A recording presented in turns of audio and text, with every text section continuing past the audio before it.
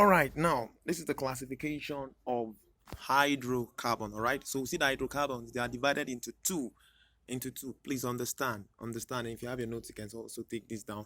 All right, hydrocarbons are divided into two. We have the aliphatic hydrocarbons. We have the aromatic hydrocarbons. Don't worry, I'll do justice and all that. Don't be faster than your shadow. Just take it one step at a time, because this topic is one of the topics I believe Jamb sets often. In short, bulk of their questions come from this organic chemistry, and it's one topic many students run away from, because either because of the way the topic has been placed or been taught to them, or because of the wrong perception they have about the topic. All right, so just follow me step by step, you get it done. All right, hydrocarbons are divided into aliphatic hydrocarbons and aromatic hydrocarbons. When you have aliphatic, what comes to your mind? They're also divided into two. All right, so acyclic rather, and cyclic. There are cyclic hydrocarbons and the cyclic hydrocarbons. All right, then the acyclic hydrocarbons are divided into the straight chain hydrocarbons, which is you have the alkane, the alkene, and the alkyne. You're not new to that. That's for the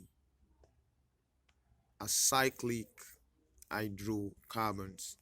They are divided into the straight chain hydrocarbons, the alkanes, and the alkynes. Why do we call them straight chains?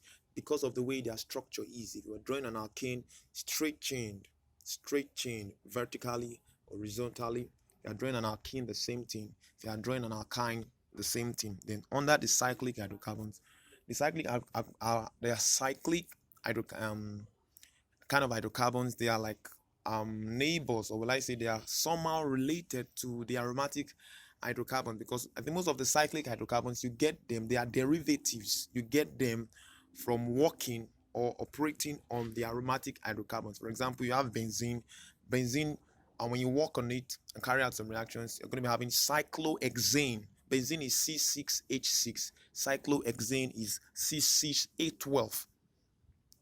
Have you seen it now? So then we have example of cycloalkanes. You have cyclopentane.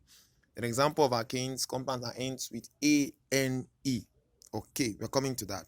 Then alkene, you have ethene. Alkyne, you have ethyne. Don't worry your head too much about that. We'll break it down step by step for you to understand and appreciate the beauty of organic chemistry. All right, so classification of hydrocarbons. All right, now the diagram we have above, the diagrammatic classification, that's the general classification. But basically, this whole classification we have above here can be grouped into two categories or two classifications. They fall under the heading of two major classifications. One is the saturated hydrocarbons. What are saturated hydrocarbons? Saturated hydrocarbons, the hydrocarbons that have just one bond. I believe many of us, we are familiar with chemical bonding. We did chemical bonding. That should be in our SS1. Yes, SS1. If we did it in SS1, maybe SS2, you did it chemical bonding. When we have electrovalent bonding, that is with bonding of two elements. All right, bonding of two elements, mostly between metals and non-metals, even one, whereby one of the elements, which is a metal, donates an electron.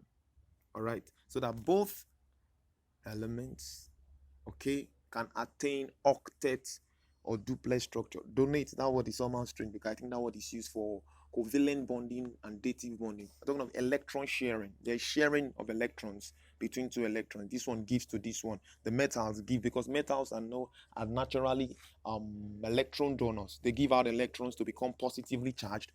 Non-metals receive or accept electrons to become negatively charged. So saturated hydrocarbons are hydrocarbons that have just one single bond,